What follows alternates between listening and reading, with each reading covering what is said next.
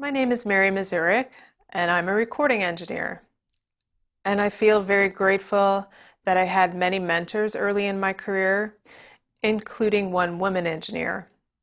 And I benefited greatly from this relationship. In this presentation, I will talk about the subject of women mentoring women and why audio needs more of this.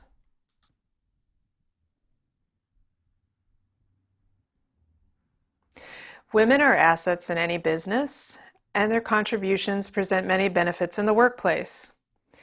According to a study by the Hay Group as quoted in Inc.com, women outperform men on key emotional intelligence skills.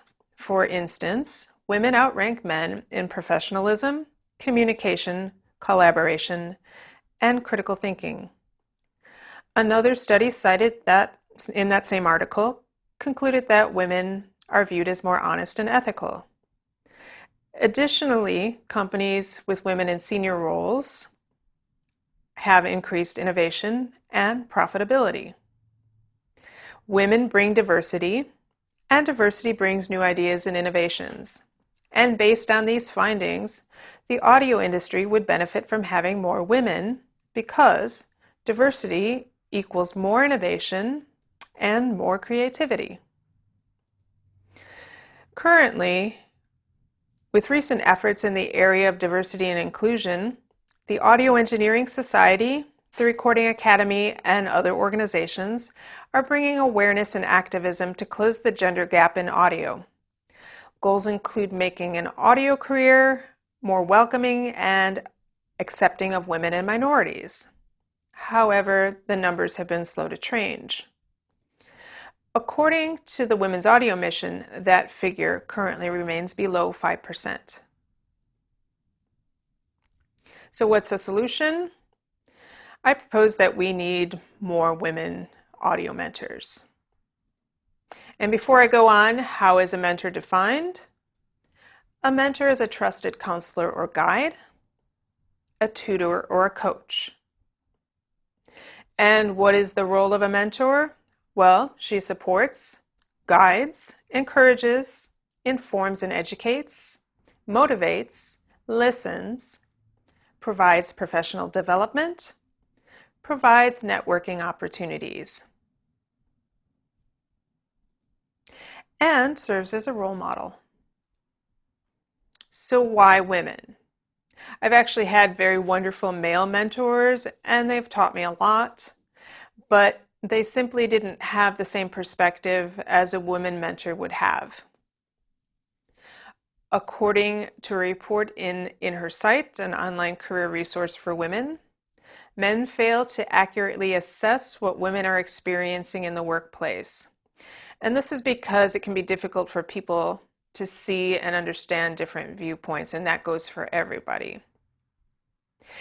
And this experience for women in audio might look and feel like you're the only one, you're outnumbered, you're being left out, or that no one truly understands your situation. And it can be difficult to see and understand because it's a different viewpoint. And this is why we benefit from diversity. We can draw from the richness of multiple perspectives, which is advantageous when women are well represented. And for this talk, I have asked several prominent women in audio who support mentoring initiatives for their perspective on the subject. I will start with Terry Winston, who is the founder and executive director of the Women's Audio Mission, which she started in 2003 with the goal of changing the face of sound. On the subject, she says, it is important to have female and gender nonconforming mentors because of the if you can see it, you can be it factor, and to navigate the very different experiences women and gender nonconforming folks have in this industry. She herself didn't have any women audio mentors, and she believes that her career would have been very different if she had all the support and the understanding a women mentor could provide, which is why she began WHAM. Next is Carrie Keys. And Carrie Keys is a monitor engineer and the executive director and co-founder of Sound Girls. When asked about the importance of women audio mentors, she said, "It is extremely important to have mentors that are your actual peers, and in a male-dominated industry, it is essential to have the advice and support of women that have paved careers in audio. They can provide you insight on how to navigate the politics and the sexism in the industry, provide resume advice, provide info on essential skills you'll need, and help you network. Plus, they're there for you when you need to vent." Carrie also said she didn't have any women audio mentors. She added that if she did, she might not have felt so alone. And coming up in the industry, she had many questions, but she felt like she had no one to ask for their wisdom and advice. Leslie Gaston-Bird is owner of Mix Messiah and the author of the book Women in Audio on Focal Press. And she was fortunate to have both male and female mentors. She said, "I think it's important to have a mentor of any gender because in a few cases, there may not be women available. My mentors were mostly male. However, I suppose that underscores the importance of female mentorship. To have such a rare opportunity for women to guide each other puts a new perspective on the work." She added that she appreciated her early female mentors at NPR because they treated her like an equal. And now Lorita De La Cerna, Foley and ADR recordist and Golden Reel Award recipient. Early in her career, while at WLS Radio in Chicago, Lorita had a woman mentor.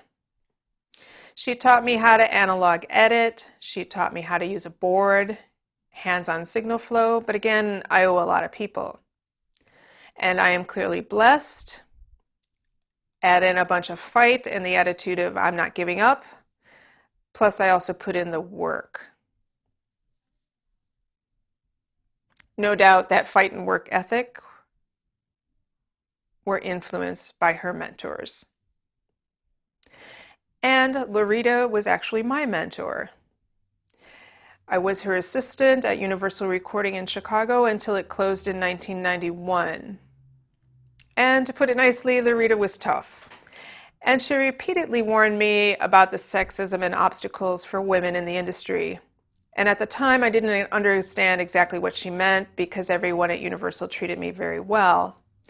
However, after Universal closed, another prominent but now defunct Chicago studio told me, "We don't hire women engineers, but you can answer the phone if you want." And then I realized what Lorita had meant.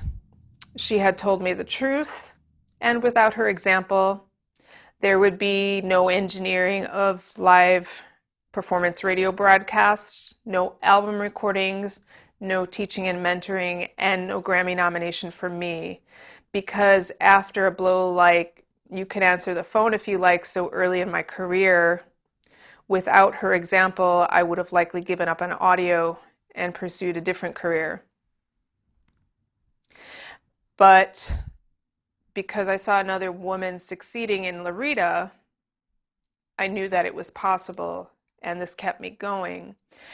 Which is why I believe it's very important to serve as a mentor as a way of supporting the next generation of women audio engineers. Which brings me to my mentee, Tracy. So on our most recent call, I asked her if having a woman mentor was important to her, and she said this: "I feel that it's important for young women who are getting started in the industry to connect with someone who has faced similar obstacles and who can prepare them for what they may face in the future. Having organizations and spaces where women in audio can meet provides a support network as well as living proof that women can succeed in the industry, which may inspire more to pursue their passions and change the culture of the current environment." To conclude, there are many wonderful male audio mentors in the industry. I and my peers have had many.